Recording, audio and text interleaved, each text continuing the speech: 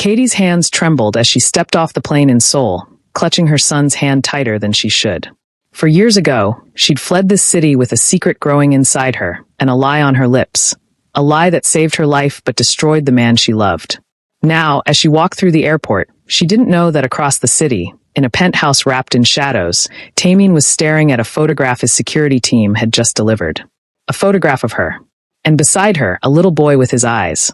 His chest tightened with a rage so fierce it could burn down kingdoms. But underneath it, something far more dangerous stirred. Hope.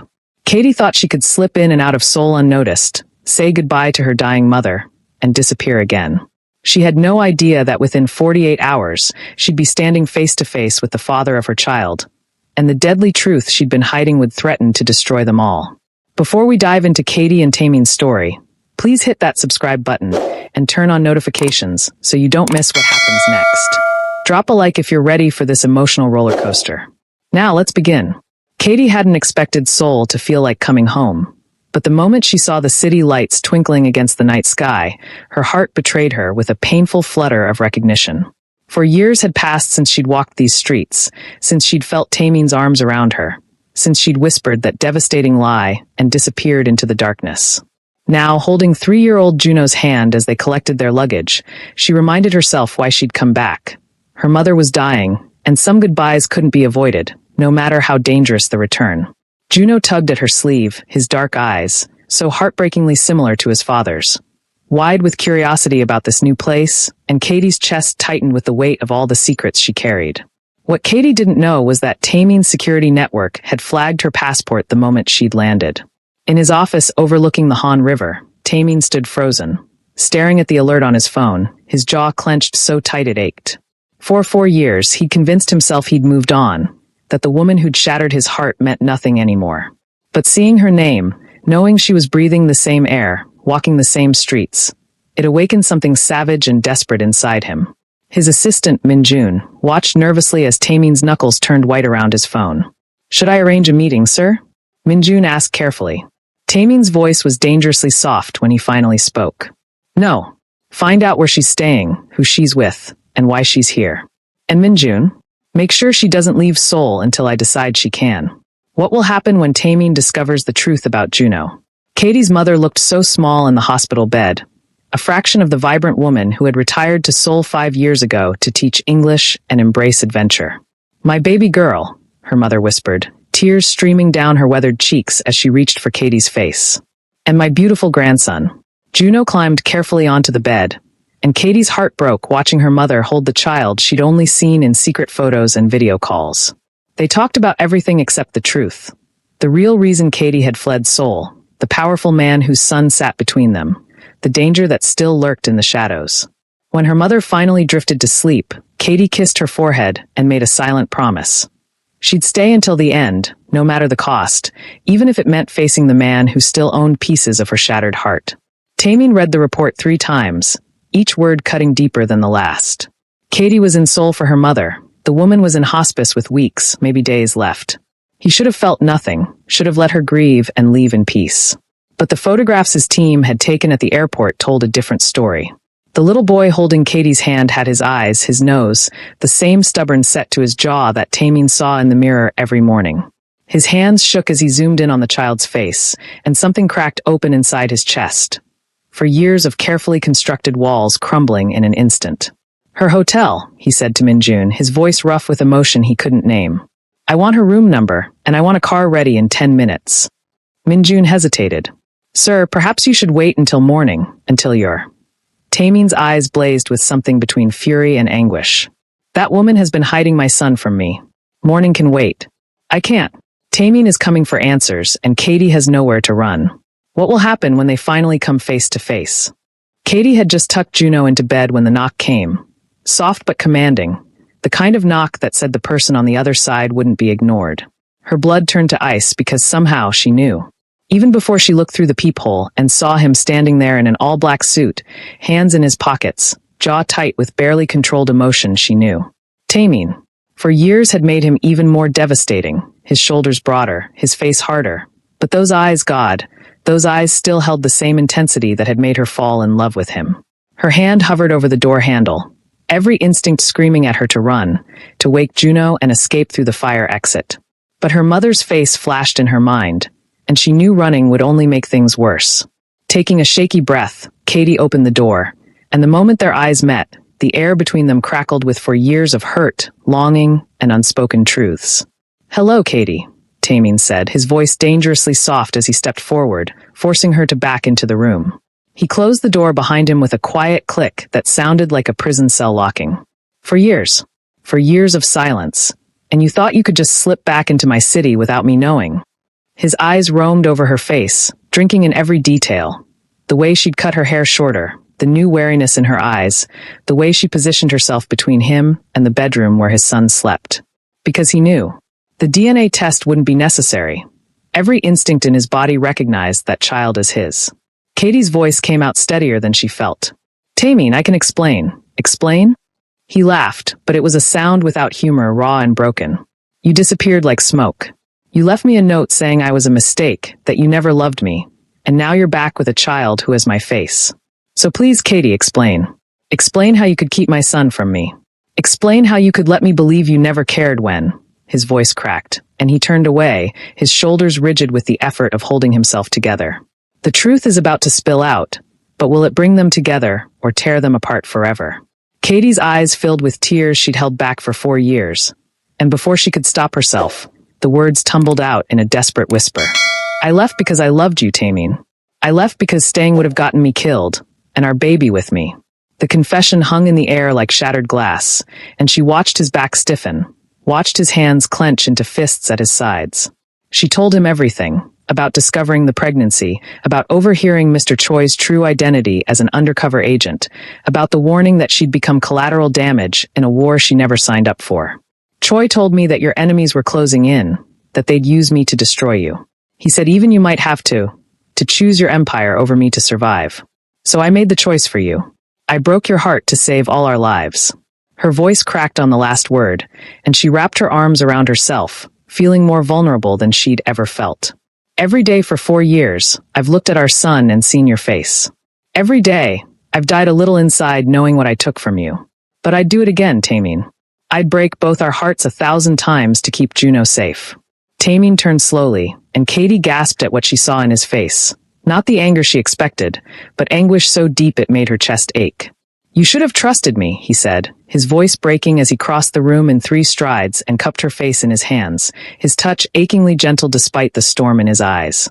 "You should have let me protect you, protect both of you. Instead, I've spent 4 years half alive, convincing myself I hated you when every night I dreamed of holding you again."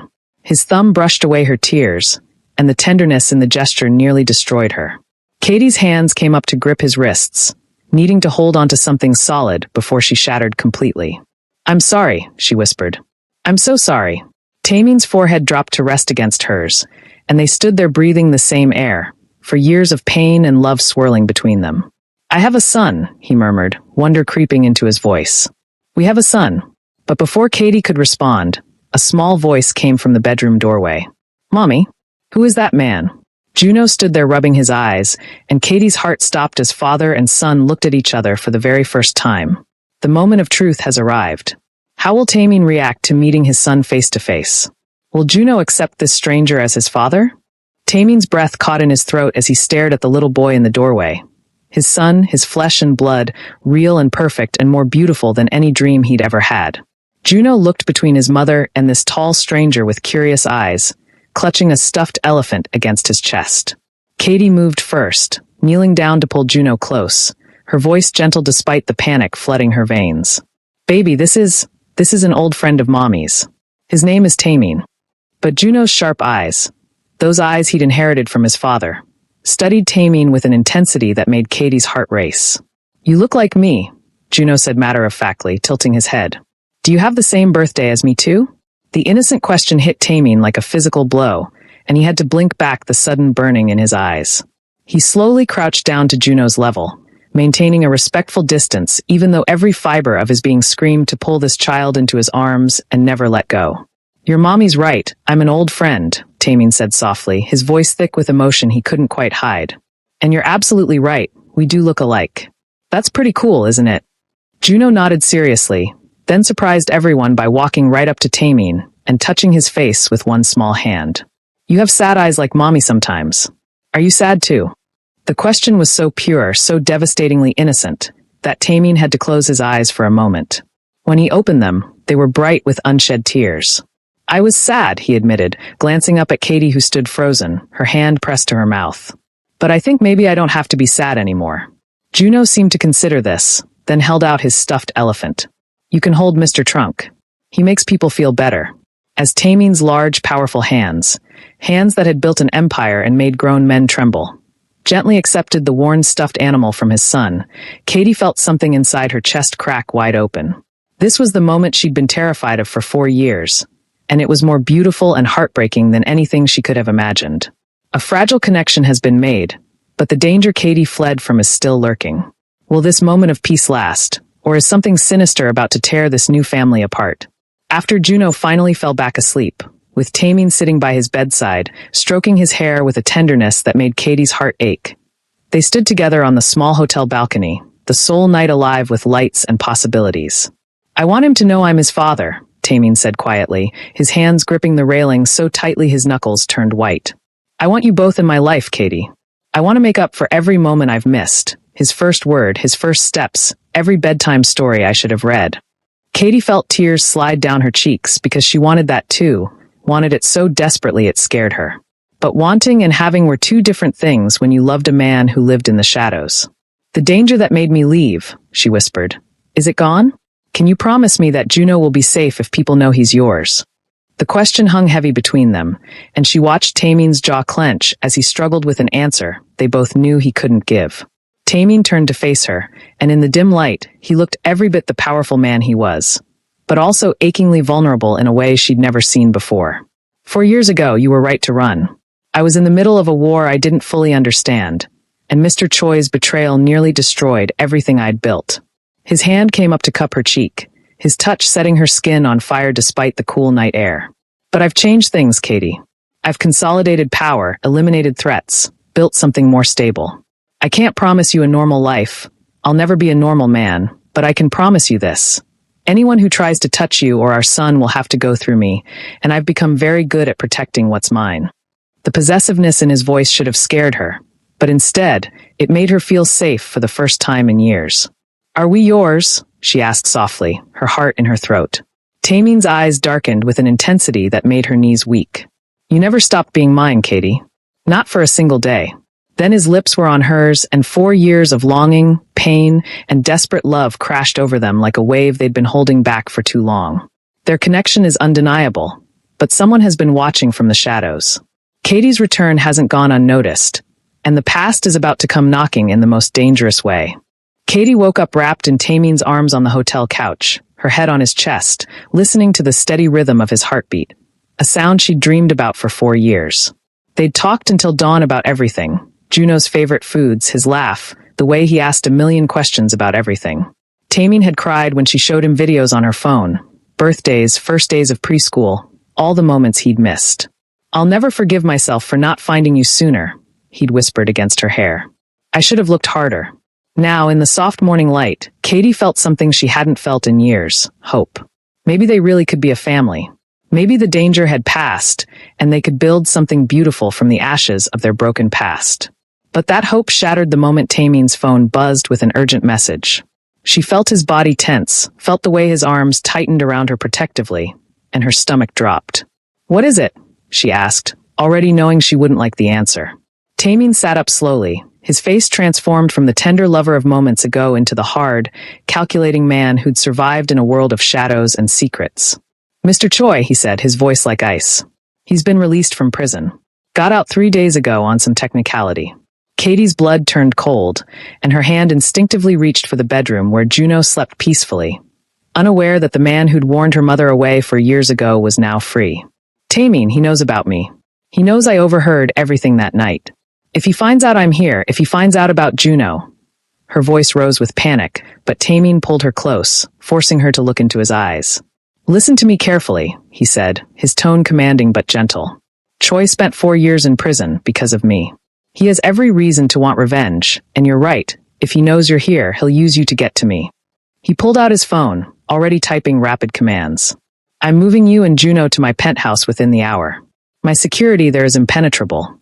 And Katie, his eyes burned into hers with fierce determination. This time you don't run. This time we face the danger together as a family. Protection comes with a price. Katie must now enter Taemin's world completely. But is his penthouse a sanctuary or a beautiful cage? And what does Mr. Choi really want? Taemin's penthouse was like stepping into another universe. Floor-to-ceiling windows overlooking all of Seoul, marble floors, and art that probably cost more than Katie had earned in her entire life. But what struck her most was how Taemin transformed the moment they arrived, his staff appearing like shadows to accommodate their every need. Within an hour, one of the spare bedrooms had been converted into a child's paradise for Juno, complete with toys, books, and even a little bed shaped like a race car. You did all this in an hour? Katie whispered, watching Juno squeal with delight as he explored his new room. Taemin stood close behind her, his hand settling on her waist in a gesture that felt both protective and possessive. I'd build him a kingdom if he asked, he murmured against her ear. I have 4 years to make up for, and I intend to give him everything.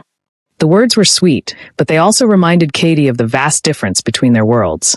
He could make miracles happen with a phone call, while she'd been clipping coupons and working double shifts to give Juno a good life. Later that evening, after Juno had fallen asleep exhausted from excitement, Katie found Taemin in his study, surrounded by computer screens showing security footage from around the city. The sight sent a chill down her spine. This was his reality, always watching, always calculating, always one step ahead of danger. Hey, she said softly from the doorway, and he turned, his hard expression melting the moment he saw her. He held out his hand, and she went to him, letting him pull her onto his lap in the large leather chair. I'm scared, she admitted, her fingers playing with the collar of his shirt. Not just of Choi, but of this. Of getting used to this life, and then losing it. Losing you again. Taemin tilted her chin up, his eyes searching hers with an intensity that made her breath catch. For years ago, I let you slip away because I didn't fight hard enough, didn't make you believe you were more important than anything else in my world, he said, his voice rough with emotion. I won't make that mistake again, Katie. You and Juno, you're not just in my world now. You are my world. Then he kissed her with a desperation that spoke of all the lonely nights, all the what-ifs, all the love that had never died. But neither of them noticed the security alert flashing on one of the screens behind them. Someone was asking questions about Katie at her mother's hospital. Danger is closer than they think, and Mr. Choi is making his move. But the real threat might come from someone they never suspected. Katie's phone rang at midnight, the hospital's number flashing on the screen, and her heart plummeted. Mom, she whispered, already knowing, and Taemin was beside her instantly, his hand on her back as she answered with shaking fingers. But it wasn't the doctor. It was her mother's nurse, Mrs. Park, her voice urgent and frightened. Miss Katie, you need to know. A man came asking questions about you today. He said he was an old friend, but your mother got very agitated when she saw him. She kept saying, tell Katie to run, tell her to take Juno and run. Katie's blood turned to ice. What did he look like? She asked, gripping Taemin's hand so tight her nails dug into his skin. Mrs. Park's description confirmed her worst fear. Mr. Choi had found her mother, which meant he knew exactly where Katie was and why she'd returned. Taemin was already on his phone before Katie could even process the information, barking orders to his security team, but the real gut punch came when Mrs. Park added, there's something else. He wasn't alone. He was with someone from inside Mr. Taemin's organization. I heard them mention Minjun's name. The phone slipped from Katie's hand as she stared at Taemin, watching his face transform from concern to cold fury as he processed what they'd just learned. Minjun, his trusted assistant, his right hand for over 6 years, was working with Choi.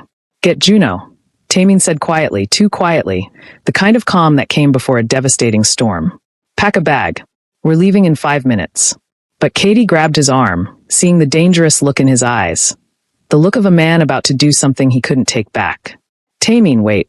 If Minjun's been feeding Choi information, he knows everything. He knows about Juno, he knows this penthouse's security system, he knows. Her voice broke as the full weight of the betrayal hit her. They weren't just in danger, they'd been compromised from the inside. Taemin pulled her close, his jaw clenched against her hair. I know, he said, and there was something in his voice that scared her, a darkness she'd never heard before. Which is why I need you to trust me one more time, Katie. Trust me to handle this my way. He pulled back to look at her, his eyes fierce and protective. Minjun made a mistake. He thought my feelings for you made me weak. He's about to learn exactly how wrong he was. Taemin is about to show the ruthless side Katie has never seen. But as they prepare to confront Minjun, a shocking discovery about Juno will change everything they thought they knew. Katie was packing Juno's clothes with trembling hands when her phone rang again. Her mother's personal number this time. She answered on speaker so Taemin could hear, and what her mother said next made the entire world tilt on its axis. "Katie, baby, I don't have much time left, and I need to tell you the truth before I go." Her mother's weak voice came through, labored with pain and urgency. 4 years ago, when you came to me pregnant and terrified, I made a choice. I contacted Mr. Choi myself, and made a deal with him. Katie's knees buckled and Taemin caught her, his face a mask of confusion and dawning horror. "Mom, what are you saying?" Katie whispered, her voice breaking. Her mother's sob echoed through the phone. "Choi wasn't working against Taemin, baby. He was working for him, a deep cover operation to root out the real traitors in the organization. But I didn't know that. I thought I was saving you by helping Choi gather evidence faster, so you could disappear before everything exploded. I'm the one who told him about your pregnancy. I'm the reason he knew to warn you away." The confession hung in the air like poison, and Katie felt like she couldn't breathe. Everything she thought she knew, every reason she'd had for running, was built on her mother's well-intentioned meddling and misunderstandings. "But that's not the worst of it," her mother continued, her voice fading. "Last week, Choi came to see me. He said he got out of prison because new evidence proved he was working for Taemin all along, that his cover was finally blown and his sacrifice recognized. He came to apologize to me, Katie. He said if he'd known I didn't understand the real situation, he would have explained it better. He said he never meant for you to run." Katie looked up at Taemin, saw the muscle ticking in his jaw as he processed this information, saw the way his hands were shaking with barely controlled emotion. "So Choi isn't the threat?" Katie asked, her world spinning. Her mother's next words stopped her heart. "No, baby. The real threat is the person who put Choi in prison in the first place. The person who's been waiting for years for you to come back so they could finish what they started. Minjun isn't working with Choi. He's the one Choi was investigating. And sweetheart, he just walked into the penthouse. The enemy has been inside all along, and now he's in the penthouse with them. Katie, Taemin, and Juno are trapped with a man who has nothing left to lose." The sound of footsteps in the hallway made Katie's blood run cold, and Taemin moved with deadly precision, positioning himself between his family and the door while pulling Katie and a sleepy Juno behind him. Minjun appeared in the doorway of the bedroom, and the man Katie had seen earlier that day, polite, efficient, forgettable, was gone, replaced by someone with cold eyes and a gun held loosely at his side. "I have to admit, I'm impressed you figured it out so quickly," Minjun said casually, as if they were discussing the weather and not a 4-year conspiracy. "I thought I had at least until morning before Mrs. Park's loose lips reached you." Taemin's voice was deadly calm, the voice of a man who'd faced down danger 100 times before. "You've worked for me for 6 years, Minjun. I trusted you with everything." "Why?" Minjun laughed bitterly, and Katie held Juno closer as the little boy began to whimper, sensing the danger even in his half-asleep state. "Because you were supposed to fall, not rise. When Choi started investigating, I was supposed to pin everything on you and take over your empire. But then she happened," he gestured at Katie with disgust, "and you started talking about going legitimate, about leaving the life for love. You became weak." Katie felt Taemin tense like a coiled spring, but his voice remained eerily controlled. "So you're the one who leaked information about Katie to my enemies 4 years ago. You're the reason she ran." Minjun smirked. "I'm the reason she should have died, but she was smarter than I expected. When she disappeared, I thought I'd lost my leverage. Then Choi went to prison for my crimes, and I had time to rebuild my position, waiting for the day you'd find her again." He raised the gun slightly, and Katie's heart stopped. "But now she's back with your bastard son, and I realize I don't need to destroy you slowly anymore. I can take everything from you in one night and watch you break the way you should have broken years ago." Juno was crying now, and Katie's mind raced for a way out, but they were trapped. 3 flights up with Minjun blocking the only exit. Then Taemin did something that shocked everyone. He stepped forward, away from Katie and Juno, his hands raised. "You want revenge? Take it. But let them go first. They walk out that door, and then you and I settle this the way it should have been settled years ago." His eyes met Katie's, and in them she saw love, desperation, and goodbye. "No," Katie whispered, tears streaming down her face because she understood what he was doing. He was sacrificing himself to save them, and she couldn't lose him again. Not now, not when they'd just found their way back to each other. Tameen is willing to give up everything for his family, but Katie has hidden strength he's never seen. The final confrontation will test them all, and not everyone will make it out unscathed. What happened next, Katie would remember for the rest of her life in fragments. Tameen lunging forward to tackle Min-jun, the gun going off with a deafening crack that made Juno scream, and her own voice crying out Tameen's name in anguish. But then the penthouse door exploded inward, and suddenly the room was flooded with men in tactical gear, and standing at the front was Mr. Choi himself, older and grayer than Katie remembered, his own weapon trained on Min-jun, who lay pinned beneath Tameen's weight. "It's over, Min-jun," Choi said quietly, almost sadly, as his team secured the scene. "I've been watching you since the day I got out, waiting for you to make your move." Every word you just said was recorded. Katie collapsed to her knees, pulling Juno into her arms as Tameen slowly stood, a red stain spreading across his shoulder where the bullet had grazed him, but alive, thank God, alive. Later, after Min-jun was taken away and the penthouse was secured, after Juno had finally cried himself to sleep and the medics had bandaged Tameen's wound, Katie and Tameen stood on the balcony watching the sun rise over Seoul. "My mother called again," Katie said softly, her hand in his. "She wants to meet you before it's time." Tameen nodded, pulling her close despite the pain in his shoulder. "We'll go today. As a family." The word family hung between them, beautiful and terrifying and full of promise. "So what happens now?" Katie asked, looking up at the man she'd never stopped loving. "Now I do what I should have done 4 years ago," Tameen said, reaching into his pocket and pulling out a small velvet box that made Katie's heart stop. "I choose you. I choose Juno. I choose the life I want, not the one I was born into." He opened the box to reveal a ring, simple, elegant, perfect. "Marry me, Katie. Let me spend the rest of my life making up for the years we lost, being the father Juno deserves, the man you need me to be." Katie's tears fell freely as she nodded, and when he slipped the ring onto her finger, she felt like maybe, finally, they could have their happy ending. But as they kissed in the golden morning light, neither of them noticed the black car parked across the street, or the figure inside taking photographs. A figure with a face they both knew, Tameen's father, the man who'd built the empire Tameen now controlled, the man everyone believed had died 2 years ago in a car accident. He lowered his camera with a cold smile, watching his son embrace the woman and child he'd traveled halfway around the world to eliminate. "So my son thinks he can leave the family business for love?" he murmured to himself, starting the engine. "Let's see how much he's willing to sacrifice when he learns I'm alive, and I've come to collect what's mine." Oh my God, did you see that ending? Tameen's father is alive and coming for them.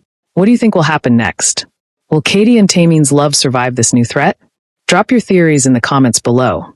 And if you want part 2 of this story, smash that like button, share this video, and subscribe with notifications on so you don't miss what happens when Tameen's father makes his move. Should Katie run again, or should she stay and fight? Tell me what you think should happen next. See you in part 2. If we get enough likes.